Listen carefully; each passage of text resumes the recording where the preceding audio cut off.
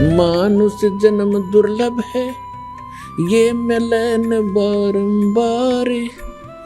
तरवर से पत्ता टूट गिरे, वो मोर न लगता डर।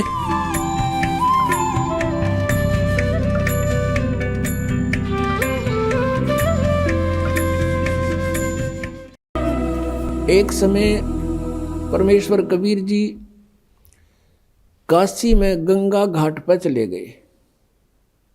वहां उन्होंने क्या देखा कि कुछ ब्राह्मण वर्ग या कुछ उनके द्वारा भ्रमित व्यक्ति गंगा का पानी उठावें और लोटा भरें और गंगा में डालें, सूर्य की तरफ मुंह करके।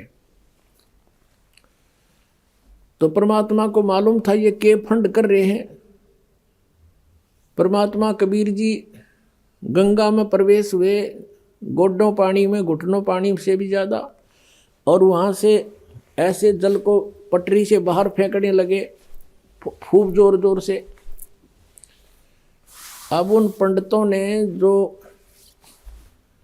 अपने पितराती पानी भेजे थे, जल चढ़ावे थे, सूर्य को जल दे थे, उन्होंने पूछा कि कबीर ये क्या कर रहा तू? परमात्मा बोले आप क्या कर रहे हो? उन पंडितों ने कहा कि हम तो अपने पितरों को गंगा जल अर्पित कर रहे हैं।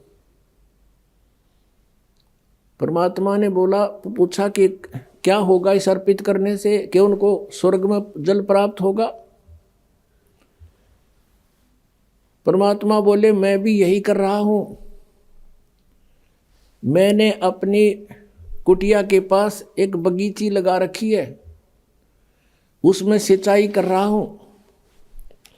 फिर मंड गए परमात्मा ने बोला, अरे वो पंडित जी कहते हैं अरे मूर्ख, ये जल तो यहाँ वहाँ कैसे पहुँचेगा, यहीं गिर रहा सारा, तेरी वहाँ कैसे जाएगा? जब परमात्मा बोले जब करोड़ों किलोमीटर तुम्हारे पितरा के पास पहुँच जाएगा, यहीं गिरेगा, तो मेरी बाड़ी में जाती है कि देर लगेगी, तो 2 किलोमीटर भी को नहीं। फिर उनकी बुद्धि ठिकाना आ गई ने बोला, अरे भले आदमी हो, एक तो तुम कह रहे हो कि स्वर्ग में सारे सुख, और फिर वहाँ पानी का अभाव, थारी माथे में कितने न फूट गई, अकल कहाँ गई तुम्हारी? न्यों को न नरक में जा रहे हैं, नरक में कौन पीने देगा उन्हें गंगा जल?